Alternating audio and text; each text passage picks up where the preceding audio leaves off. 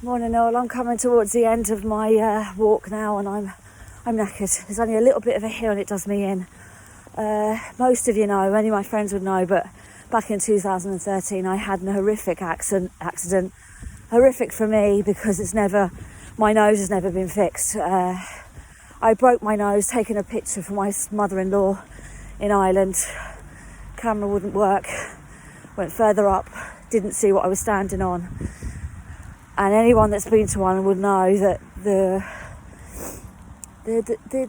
farmers don't care, you know, the people that own the land, they don't care.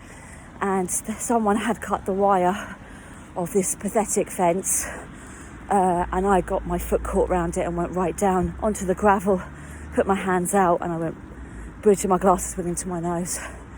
It was horrific. I had to go 50 miles for a hospital to be told that my nose was, there was nothing they could do. There was no plastic surgeon. Sent me home packing with paracetamol and ibuprofen. That didn't fix it, of course, because it was broken. Came back home, went to Watford Hospital, and I will say Watford, and I will say it again because it's the worst hospital, one of the worst.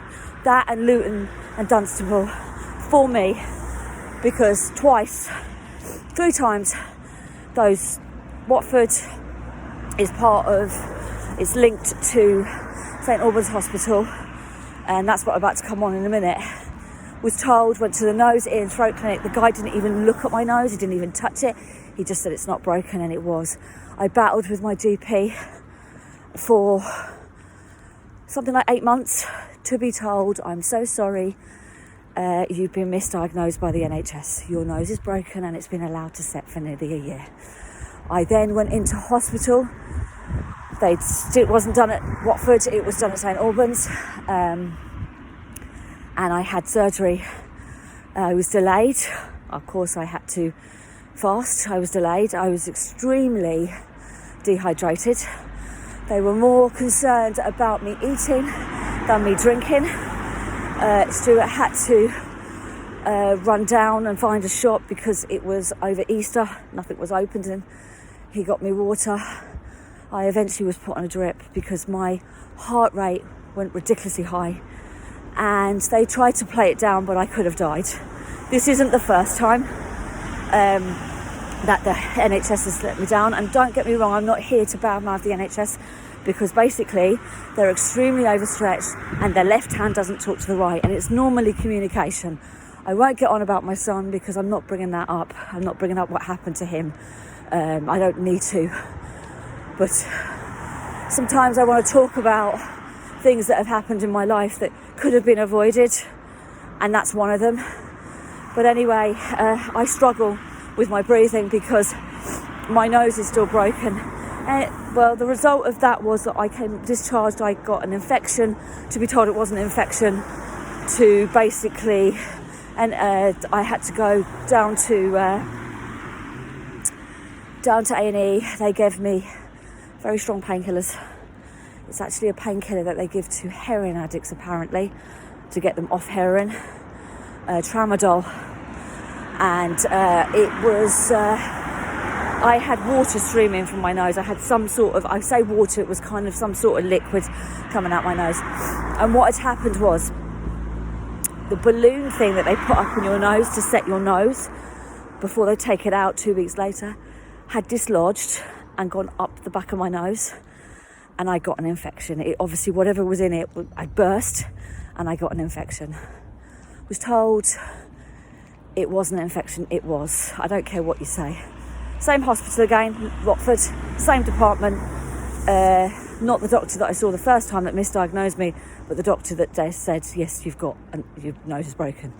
It took 2 doctors and 3 nurses to get the damn thing out of my nose, and they fobbed me off. It failed. I had to have surgery a year later, because that's what you do, you wait on the waiting list. And I had surgery a year later, and they did the repair. It's not, you won't be able to see it here now, but it's never going to be right. And I now have discovered, I knew I had a hearing problem, but of course the nose and the ear and the throat is linked. and I have got a hearing problem, and that has come about.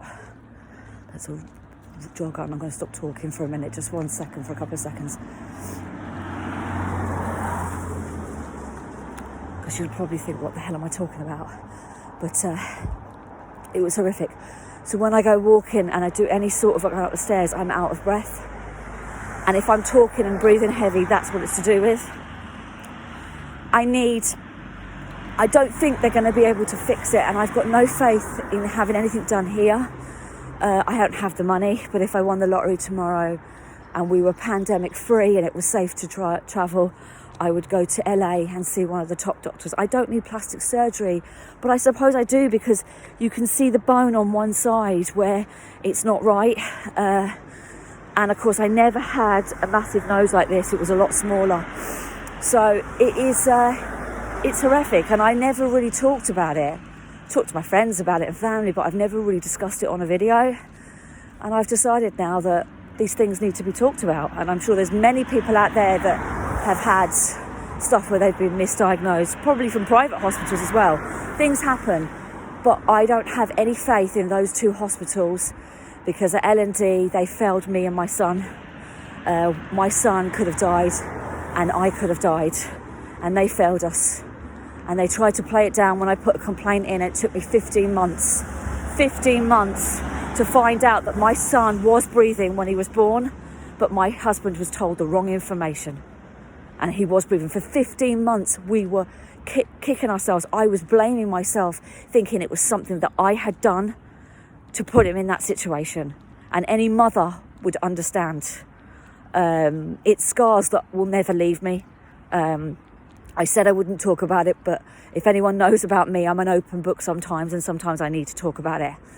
And I'm still very angry towards them for that. But I know that the left hand doesn't talk to the right, and that was a lot of the stuff that went on. It's a long story, and maybe one day I will talk to all of you about what happened. And I know there's many mothers and parents out there, fathers, that have gone through what we went through, or gone through similar things, and it isn't just that hospital, but I have no time for that hospital, and it's our local hospital, and I don't want to take my son in there. I don't want to, we're not going to have another child. We can't, for many reasons, but I'm not going through all that again, and I will go through it again. I will go through it again because things were not picked up, and they should have been. I had problems from the start, and I've had issues since then. One of the things, as I was talking earlier on a previous one, I've got sciatica on my right leg. That hasn't left me, and it's been with me now nearly 4 years. I need to get that sorted, and I can't get it sorted.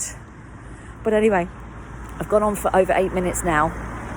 I'm nearly home, about to go and pick up the paper to get me free vouchers for me holiday, because I'm hoping we can go away again, but we'll see what happens. We'll see what happens with the pandemic. Everyone have a good day. Take care. Bye-bye.